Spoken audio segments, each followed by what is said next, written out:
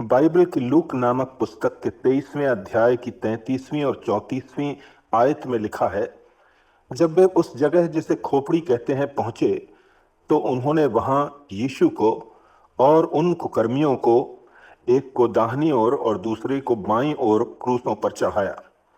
तब यीशु ने कहा, हे पिता, इन्हें क्षमा कर, क्योंकि ये नहीं जानते कि ये क्या कर रहे हैं। प्रभु की पीड़ा की कल्पना करना कठिन है। एक रात पूर्व वह जैतून पर्वत पर प्रार्थना कर रहा था, और प्रार्थना की तीव्रता, तीक्ष्णता और प्रखरता इतनी गहन थी कि लूक 22:44 में लिखा है कि वह अत्यंत व्याकुल था और वह हृदय की वेदना से प्रार्थना कर रहा था, और उसका पसीना रक्त की बड़ी बड़ी बूंदों के स्वरूप में भूमि पर गिर रहा था। उसके शिष्य प्रार्थना में उसका साथ नहीं दे सके तो उत्पीड़न में क्या देते हैं। जब भीड़ गेत्समनी बाग में उसे पकड़ने आ पहुंची, तो उसने अपने उनींदे शिष्यों से कहा था, अब सोते रहो और विश्राम करो, देखो घड़ी आ पहुंची है। और फिर उसके बाद कैफा महायाजक के सामने उसे धार्मिक अदालत में प्रस्तुत किया गया, जहां उस पर गवाहों ने झूठे आरोप लगाए। महायाजक ने उसे वध होने के योग्य ठहराया। लोगों ने उसके मुंह पर थूका और उसे घूंसे मारे और थप्पड़ मारे। उससे कहा, तू नबी है तो बता, किसने तुझे मारा। फिर उसके प्रिय शिष्य पतरस के मुकर जाने की पीड़ा उसे रही होगी। प्रभु के प्रेम में खिंचा खिंचा वह महायाजक के आंगन तक तो पहुंच गया, किंतु भीड़ की हिंसा और क्रोध को देखकर प्रभु को नकार दिया। कह दिया, मैं इस व्यक्ति को नहीं जानता। प्रभु की दृष्टि जब उस पर गई और मुर्ग ने 3 बार बांग दी, तो पतरस बाहर जाकर फूट फूट कर रोया। प्रभु का हृदय कितना रोया होगा, यह किसी ने नहीं जाना। महायाजक के यहां से सारी सभा उठकर उसे पिलातुस के पास ले गई, जो वहां का राज्यपाल था। पिलातुस ने उसे हेरोदेस के पास भिजवा दिया। हेरोदेस ने उसका अपमान किया, उसका उपहास किया और चमकीला वस्त्र पहनाकर उसे पिलातुस के पास वापस लौटा दिया। एक ही रात में 3-3 अदालतों में उसे प्रस्तुत होना पड़ा, और निर्दोष होने के बावजूद भीड़ की आवाज और मांग के कारण पिलातुस ने उसे मृत्यु दंड दे दिया। भीतर मुकदमा, झूठे आरोप लगाने वालों की उंगलियां, और बाहर भीड़ की चिल्लाहट और नारे और मांग, बरब्बा को छोड़ दो, यीशु को क्रूस पर चढ़ाओ। कितना तनावपूर्ण काल रहा होगा वह।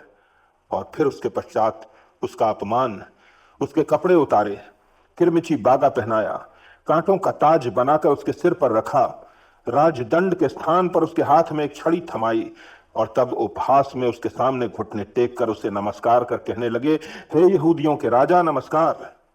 फिर उन्होंने उसके मुंह पर थूका और उसके हाथ से छड़ी छीनकर उसके सिर पर मारने लगे। बागा फिर उतार लिया और पुनः उसके कपड़े पहनाए उसे। फिर क्रूस की यात्रा, कई मन लकड़ी का वह बोझ और कोड़े, साथ में बहुत सी स्त्रियां थीं जो उसकी शिष्याएं रही होंगी। उनके आंसू रुकते नहीं थे। लिखा है, वे छाती पीटती और विलाप करती थीं। और फिर हाथ और पांव में कील ठोके जाने की पीड़ा, क्रूस पर लटकाए जाने की पीड़ा, कीलों के घावों के सहारे शरीर के संपूर्ण वजन को सहने की पीड़ा। क्या क्या नहीं हुआ उसके साथ, लोगों ने क्या क्या नहीं किया। यहूदियों ने क्रूस पर चढ़ाए जाने की सजा दिलवा दी, रोमियों ने सजा दे दी, और सिपाहियों ने उसे क्रूस पर चढ़ा दिया। और जिन लोगों के दुख और दर्द को वह बांटता रहा, जिनके भूखों को खिलाता रहा, जिनकी बीमारियों को चंगा करता रहा, जिनके आंखों से आंसू पोंछता रहा, उन्होंने उसका अपमान किया, उपहास किया।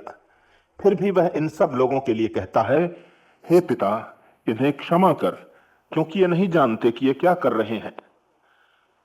प्रथम वचन जो क्रूस से कहे गए वह प्रार्थना है, उन लोगों के लिए जिन्होंने उसे पीड़ा पहुंचाई।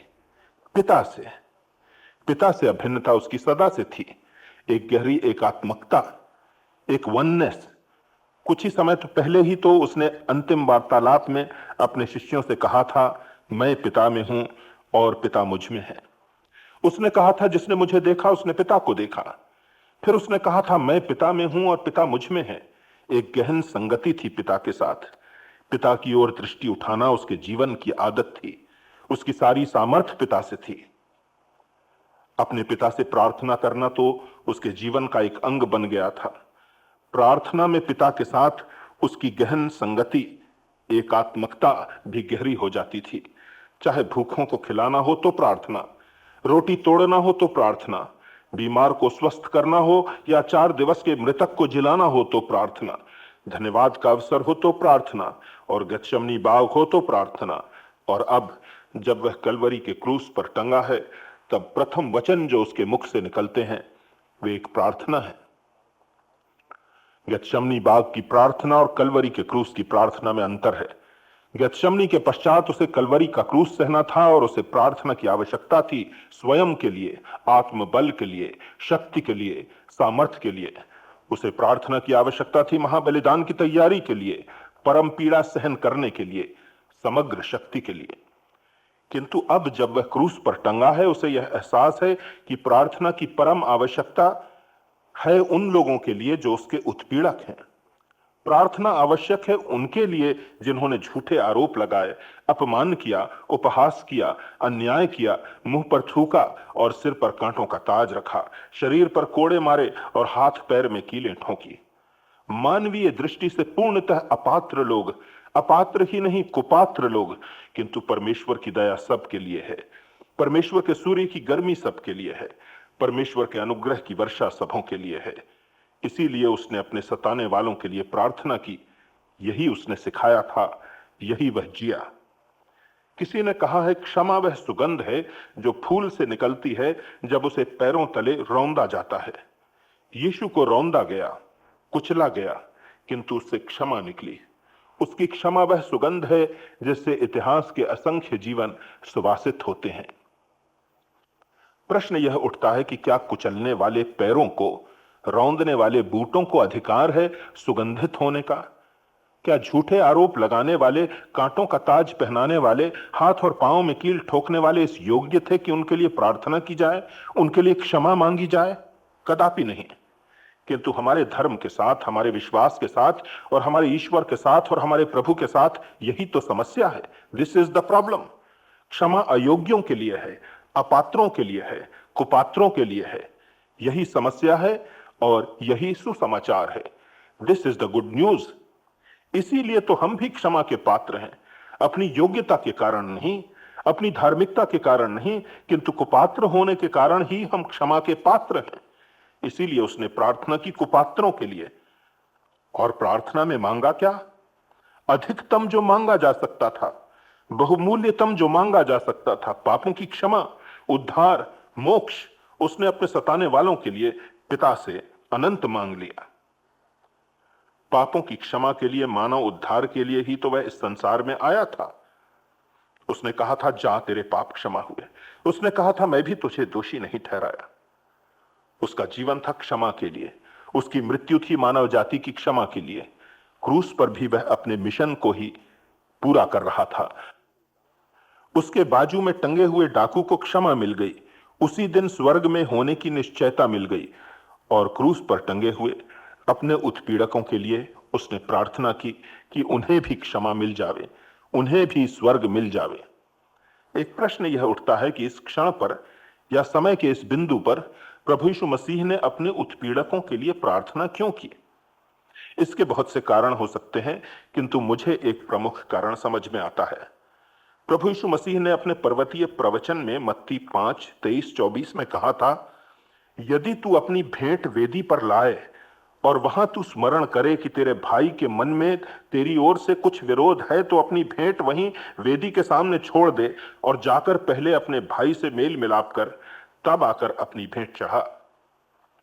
यहां यीशु अपनी भेंट चढ़ाने, अपनी महाभेंट चढ़ाने महाबलिदान की वेदी पर तैयार था।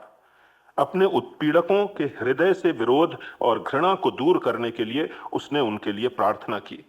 इस प्रार्थना के पश्चात ही यह संभव हो सका कि वह अपने जीवन की भेंट अपने पिता को अर्पित कर सके। सच तो यह है कि क्षमा प्रभु यीशु मसीह का जीवन था, उसकी सांस थी, उसकी धड़कन थी। एक बार शिष्यों ने उससे पूछा, हम अपने भाई को कितनी बार क्षमा करें? क्या 7 बार? शायद वे क्षमा को एक यांत्रिक धार्मिक रिवाज बनाना चाहते थे। यीशु ने उत्तर दिया, नहीं, 7 गुने 70 बार, अर्थात क्षमा जीवन का अंग बन जाए, मात्र धार्मिक सिद्धांत का एक नैतिक नियम न बना रहे। दूसरा प्रश्न उठता है कि ऐसे लोगों को क्षमा क्यों किया जाए जो क्षमा के पात्र प्रतीत नहीं होते। इसका उत्तर प्रभु यीशु मसीह ने क्रूस से ही दिया। उन्होंने कहा, क्योंकि ये नहीं जानते कि ये क्या करते हैं। ऐसा प्रतीत होता है कि ये लोग एक बेहोशी की हालत में हैं, एक सुषुप्तावस्था में हैं, आंख बंद है, उन्हें मालूम नहीं कि वे क्या कर रहे हैं। पुरानी मान्यताएं जो मस्तिष्क में घर कर गई हैं, उन्हें यंत्रवत स्वचालित कर रही हैं। यहूदी नहीं जानते कि वे क्या कर रहे हैं, वे सोच रहे हैं कि वे एक धार्मिक कार्य कर रहे हैं। यह व्यक्ति स्वयं को ईशपुत्र कहता है, जो दंडनीय अपराध है, जिसे मृत्यु दंड की सजा देना न्याय है और धर्म है। रोमी सोचते हैं वे प्रशासन कर रहे हैं, कानून और व्यवस्था बनाकर रख रहे हैं, इसमें कोई कुचला जाए, किसी निर्दोष का वध किया जाए, उनकी दृष्टि में अनुचित नहीं। वे वास्तव में नहीं जानते कि वे क्या कर रहे हैं। जो सिपाही हाथ और पांव में कील ठोक रहे हैं, वे सोचते हैं कि वे मात्र नौकरी कर रहे हैं, आदेश का पालन कर रहे हैं, पेट पाल रहे हैं। जल्लाद यह नहीं सोचता कि वह किसी को फांसी पर चढ़ाकर हत्या कर रहा है, वह सोचता है कि वह मात्र कर्तव्य का पालन कर रहा है। सिपाही वास्तव में नहीं जानते थे कि वे क्या कर रहे हैं। क्रूस पर से की गई प्रार्थना में हम भी शामिल हैं, क्योंकि हम भी नहीं जानते कि हम क्या कर रहे हैं। हम में से कुछ सोचते हैं कि वे धार्मिक कार्य कर रहे हैं, कुछ सोचते हैं कि वे अपना कर्तव्य कर रहे हैं, कुछ मात्र पेट पाल रहे हैं। किंतु हमारी आंखों पर पर्दा पड़ा हुआ है। हम यह नहीं देख सकते कि हम अपने जीवनों से, अपने कार्यों से प्रभु को कितना दुख दे रहे हैं।